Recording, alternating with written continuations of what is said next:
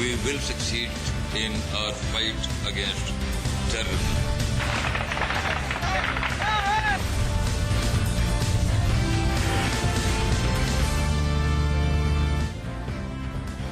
अस्सलाम वालेकुम। दिन भर की अहम तरीन खबरें, तबसरे और उनके तज्जियात के साथ मैं हूं कामरान खान। पाकिस्तानियों की ये तमाम उम्मीदें, ख्वाहिशात कि पाकिस्तान में मौजूदा हालात से सियासी जमूद टूट जाए, पाकिस्तान में जो अदालती और हुकूमती बहरान है वो ख़त्म हो जाए, हुकूमत किसी सूरत से उस राह पर चल निकले जिससे कि पाकिस्तान में तब्दीली अगर आए भी तो वो आईनी और कानूनी तरीके से आए। वो लगता यह है कि हुकूमत ने अब फैसला कर लिया है कि इस सिलसिले में खुली जंग की जाएगी। इस सिलसिले में इसका वाज़ेह इशारा आज आया जब सदर आसिफ अली जरदारी की तरफ से ये ऐलान आया कि उन्होंने नैब के नए चेयरमैन की हैसियत से जस्टिस रिटायर्ड दीदार हुसैन शाह के नाम की मंजूरी दे दी है। जस्टिस दीदार हुसैन शाह का नाम नैब के चेयरमैन की हैसियत से इसलिए इस पे एतराज हो रहा है और जिसमें खुद हुकूमत में शामिल अवामी नेशनल पार्टी भी शामिल है कि जस्टिस दीदार हुसैन शाह नैब के चेयरमैन के लिए नैब के कवानीन के मुताबिक एक ऐसे शख्स की मेयार पे पूरे नहीं उतरते जिसको कि गैर जानिबदार कहे। इसकी वजह यह है कि जनाब जस्टिस दीदार हुसैन शाह पाकिस्तान पीपल्स पार्टी के बाकायदा ओहदेदार रह चुके हैं। पाकिस्तान पीपल्स पार्टी के टिकट पे उन्होंने 2 बार इंतखाबात लड़े हैं। उनकी तमाम तर वफादारियां पाकिस्तान पीपल्स पार्टी के साथ रही हैं, जिसने उन्हें 1995 में सिंध हाई कोर्ट का जज बनाया था। उसके बाद सन 2000 में जनरल परवेज मुशर्रफ के आने के बाद पीसीओ के बाद जब सुप्रीम कोर्ट की नशिस्तें खाली हुई थी तो जस्टिस दीदार हुसैन शाह सन 2000 में सुप्रीम कोर्ट के जज बन गए थे। आज का ये फैसला उस अदालती सुप्रीम कोर्ट ऑफ पाकिस्तान के उस फैसले के भी बरखिलाफ है जिसमें हुकूमत से कहा गया था कि नैब ऑर्डिनेंस के मुताबिक और असफंदियार केस के मुताबिक इस केस का फैसला किया जाए। नैब ऑर्डिनेंस वाज़ेह तौर पर कहता था कि नया नैब चेयरमैन कायदे हिज़्ब इख्तिलाफ के मशवरे से बनाया जाए, कायदे हिज़्ब इख्तिलाफ को इस सिलसिले में एतमाद में लिया जाए। और सुप्रीम कोर्ट ऑफ पाकिस्तान का 16 नवंबर का फैसला, जिसका तफसीली फैसला 20 जनवरी को आया था, हुकूमत को हिदायत की गई थी कि नैब चेयरमैन और प्रोसिक्यूटर जनरल की अपॉइंटमेंट में असफद यार केस को सामने रखा जाए। असफद यार केस क्या था? नैब के आने के बाद इस केस के तहत जनाब असफद यार वली ने इसे सुप्रीम कोर्ट ऑफ पाकिस्तान में चैलेंज किया था, जिसने अपने फैसले में कहा था कि नैब का chairman chief justice of Pakistan के मशवरे से लगाया जाए। यही बात सुप्रीम कोर्ट के इस तफसीली फैसले में आई थी जो जनवरी 2010 में जारी किया गया था। यानी कि वजीर आजम पे लाजिम था कि वो नैब चेयरमैन के लिए कायदे हिज़्ब इख्तिलाफ को एतमाद मिले और इस सिलसिले में चीफ जस्टिस ऑफ पाकिस्तान को भी एतमाद में लिया जाए। ये कुछ न हुआ। पाकिस्तान पीपल्स पार्टी ने अपने साबिक ओहदेदार को नैब चेयरमैन बना दिया है और इसका मतलब यह है कि एनआरओ का तफसीली फैसला, जिसका मतलब यह है कि नैब के वो तमाम केसेस जो एनआरओ के तहत खत्म हुए थे उन केसेस को दोबारा चलाना, यानी कि वो केसेस भी जिसमें हुकूमत के अहम तरीन लोग खुद सदर आसिफ अली जरदारी भी मुलव्विस रहे हैं, उन केसेस को नैब कैसे चलाएगी। अब इसके बारे में जो हुकूमती हिकमत अमली है वो सामने है और उसके पहला इशारा 16 सितंबर को आया था जब खामोशी से एक सदारती ऑर्डिनेंस जारी किया गया था जिसके जरिए नैब चेयरमैन के इख्तियारात वजीर कानून बाबर आवान को दे दिए गए थे। इस ऑर्डिनेंस पर भी शदीद एहतजाज हुआ है और नैब चेयरमैन की हैसियत से जस्टिस दीदार हुसैन शाह की अपॉइंटमेंट पर भी शदीद तरीन एहतजाज हुआ है। पाकिस्तान में इस सिलसिले में जो रद्द अमल है उसमें हिज़्ब इख्तिलाफ का रद्द अमल भी है और सिविल सोसाइटी का भी। कायदे हिज़्ब इख्तिलाफ जनाब चौधरी निसार अली खान इस वक्त हमारे साथ टेलीफोन लाइन पे मौजूद हैं। हम उनसे पूछते हैं कि हिज़्ब इख्तिलाफ अब क्या हिकमत अमली इख्तियार करेगी। बहुत बहुत शुक्रिया चौधरी साहब, आपने हमें ज्वाइन किया इस प्रोग्राम के लिए।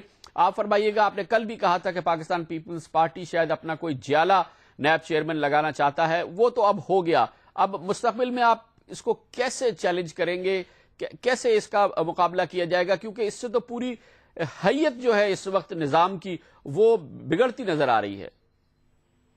कामरान भाई बहुत शुक्रिया और अस्सलाम वालेकुम। मैं भी आपकी बात सुन रहा था, मैं इससे बिल्कुल मुत्तफिक हूं और यकीन करें कि पाकिस्तान और हमारे मुल्क के अवाम इसके मुस्तकबिल के हवाले से जो कुछ ये हुकूमत कर रही है उस पर मैं तो यही कहूंगा कि रोना आता है, तशवीश होती है और हम दुआ ही कर सकते हैं कि ऐसे हुक्मरानों की मौजूदगी में अल्लाह ताला करे कि सब खैरियत हो। मगर हर रोज इस किस्म का एक नया वाकया होता है, एक नया तमाशा लगा दिया जाता है और मेरा ख्याल है कि इस फैसले से तो जरदारी साहब ने वाज़ेह तौर पर यह पैगाम दिया है कि जो कुछ आप मेरे बारे में कह दें, جو میری ریپوٹیشن ہے, جو میرا سابقہ تاریخ رہی ہے, جو کوئی جو مرضی کہہ دے, میں جو اپنی مرضی ہوگی وہ کہوں گا. وہ انہوں نے پوری قوم کو ہوسٹیج بنا لیا ہے اور اپنے اس عہدے کو وہ استعمال کرنا چاہتے ہیں.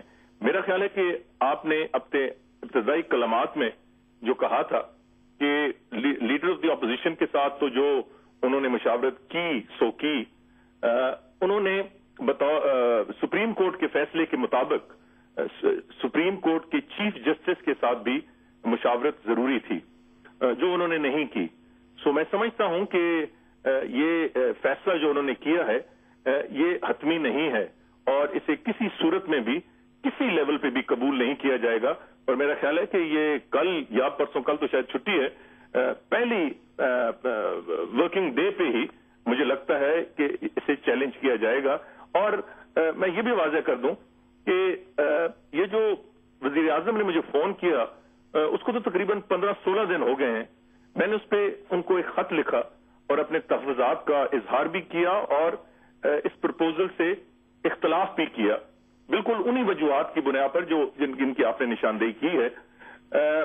اس کے بعد سپریم کورٹ کے پاس جب حکومت گئی تو انہوں نے مزید ٹائم صرف اس لیے مانگا کہ بقول ان کے اپوزیشن سے مشاورت کرنا مقصود تھا.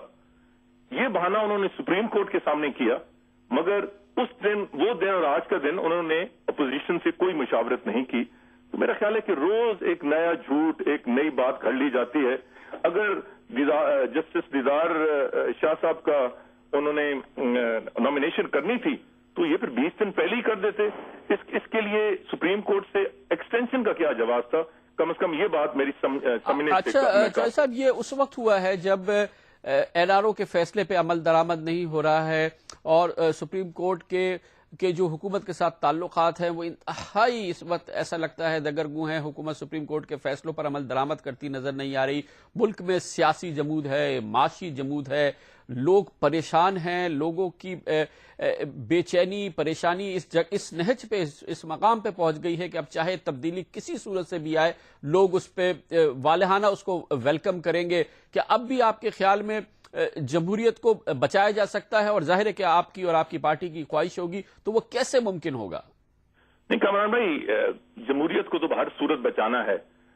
جمہوریت یا موجودہ حکومت کی ناکامی ہم کسی صورت بھی جمہوریت کے پلے نہیں باندھ سکتے. یہ ایک شخص کی ناکامی ہے, یہ چند ان کے حواریوں کی ناکامی ہے جو ان کی مفادات سے آگے نہیں دیکھ سکتے.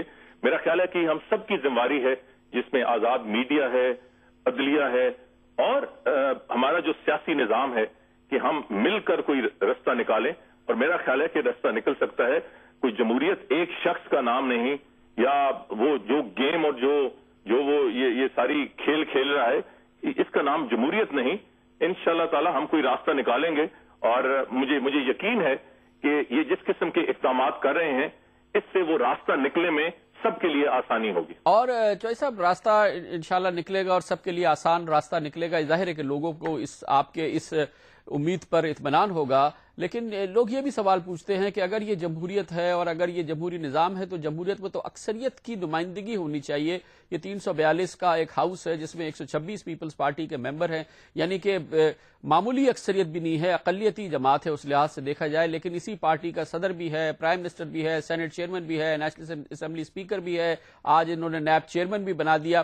تو یہ کیسی جمہوریت ہے جس میں کہ ایک پارٹی کی اتنی بڑی نمائندگی ہے, پوری وفاقی کابینہ کی ہر کلیدی پوسٹ ان کے پاس ہے؟ تو یہ جو لوگ ہیں اس پہ سوال اٹھا رہے ہیں کہ یہ کیسی جمہوریت ہے؟ کامران بھائی, یہ تو میں پچھلے تقریباً 2.5 سال کی آپ کو رویداد اندرونی سناؤں تو آپ اس پہ حیران ہوں. بالخصوص وہ پہلے 2-3 مہینے جب الیکشن کے بعد ہماری پیپلز پارٹی سے بھی بات چیت چل رہی تھی, مشرف صاحب بھی موجود تھے, بیچ میں فوج کا بھی ڈائریکٹ اور انڈائریکٹ عمل دخل تھا مشرف صاحب کے حوالے سے. تو یہ ایک بہت دلچسپ کہانی بنتی ہے. کبھی انشاءاللہ تعالیٰ آپ سے بات ہوگی تو آپ اسے اپنے طریقے سے استعمال کر سکتے ہیں. مگر یہ آپ کی بات بالکل درست ہے کہ جس تناسب سے پیپلز پارٹی ملک کے تمام عہدوں پہ قابض ہو گئی ہے, اس تناسب سے اسے ووٹ نہیں ملے.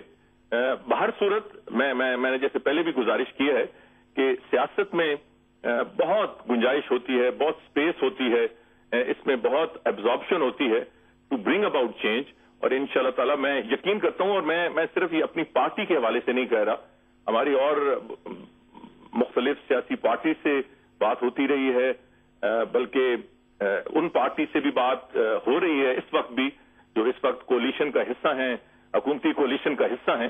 میرا خیال ہے کہ یہ جو سارے اینٹکس کھیل رہے ہیں حکمران، اور یہ سمجھ رہے ہیں کہ کوئی ہمیں پوچھنے والا نہیں، شاید ان کا یہ پول بہت جلدی کھول دیا جائے۔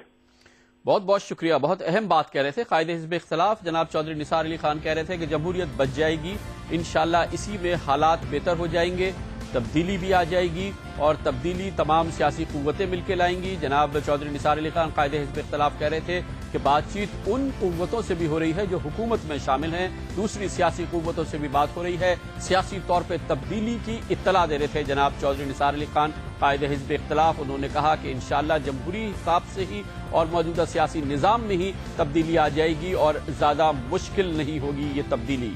بہت اہم بات تھی۔ کمر سے بریک، اور اس کے بعد ذکر کریں گے کہ ایک بار پھر سب میرین کیس، جی ہاں وہی کیس جس میں پاکستان کی سیاسی اور فوجی قیادت کو سن 94 سے سن 96 کے دوران، یعنی پیپلز پارٹی کے دوسرے دور کے دوران $8 کروڑ فرانس میں نیوی کی خریداری کے سلسلے میں رشوتیں دی گئی۔ اب اس کی نئی سرے سے تحقیقات شروع ہوئی ہے فرانس میں، جہاں پر اس معاملے پر ایسا لگتا ہے کہ بھونچال آ گیا ہے، کیونکہ اس میں نام آ رہا ہے فرانس کے صدر سارکوزی اور ہمارے صدر صاحب